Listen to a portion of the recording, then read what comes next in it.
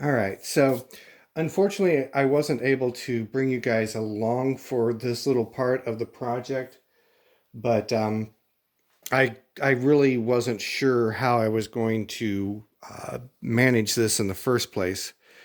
So I just kind of winged it, I guess you could say. Um, I had thought I was originally going to set this up on the Cochrane Bly mill. Oopsie. And cut these little slots out with this 1/8 inch cutter on the Cochrane Bly. But then I remembered that I had got some El Cheapo 1/8 inch carbide end mills.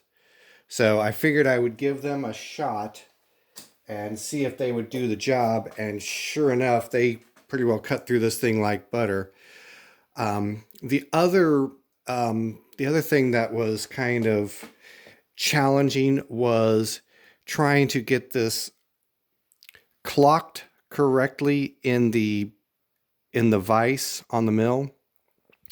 What I wanted to do, and I don't think you can, I doubt very much it's going to show up on the camera, but what I wanted to do is I wanted to get my new slot cut as close as possible to the exact same position as the old key was on this. And what I wound up basically doing was putting a Sharpie mark on the outer edge of this and then transferring it to the top and basically just kind of eyeballing the edge of that up with the edge of the cutter. Just gave it just a little bit of a kiss. And of course, all that was after using, the little trick of using a ruler to find the center line. And then I just carefully rotated it pretty much by eye, and I got super, super close. Um, Looking down the bore of this thing, it's almost indistinguishable. I wish it would show up on camera. It'd be kind of nice to show off, but at any rate, I've also changed the direction that I was going to go with this.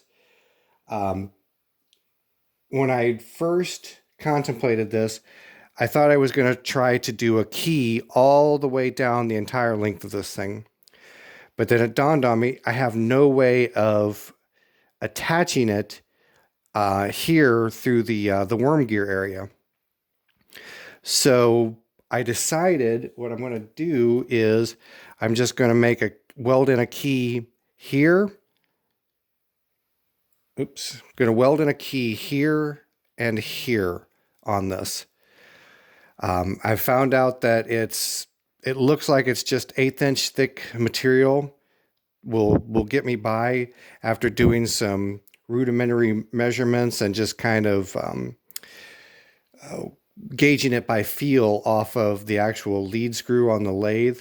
So scrounged me up a chunk of 1/8 inch thick angle iron. I was there again going to uh, mill something on the Cochrane Bly, but then I thought, well, if it's 1/8 of an inch thick, surely I've got something around here that I can use. So hopefully the next go around, I'll be cutting a piece of, or a couple of pieces of that 1/8 inch steel out to fit this and to go deep enough to engage with the keyway in the lead screw of the Logan lathe. I'm going to swing you over here to the Logan for a second. So what I'm contemplating that I might do, I had talked about or had theorized that I might make myself basically a plug or a welding jig, if as it were, to install into this temporarily to actually do the welding for these keys. But what I was thinking about just a few minutes ago, if I set this thing up on the lead screw get my keys set in place, and then cover everything up that I don't want to get weld spatter on very carefully, and just very cautiously tack weld both of those in, and then remove it, and then do the finish welding after the fact, or with off of the machine.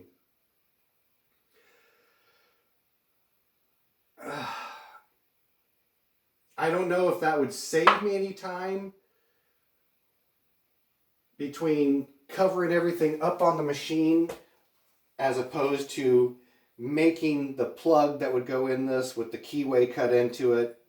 I'm still debating that. I may still yet make the welding jig. I'm not sure yet. Everything with me is about trying to find, the quickest and easiest path to get there. So anyways, that's the little update I've got on this. Sorry I couldn't bring you guys along for it. It was just, it was really a guessing game for me anyways, trying to figure out just exactly how I was going to do it. So I'll bring you guys up to speed on another version or another episode of this, hopefully in a few more days.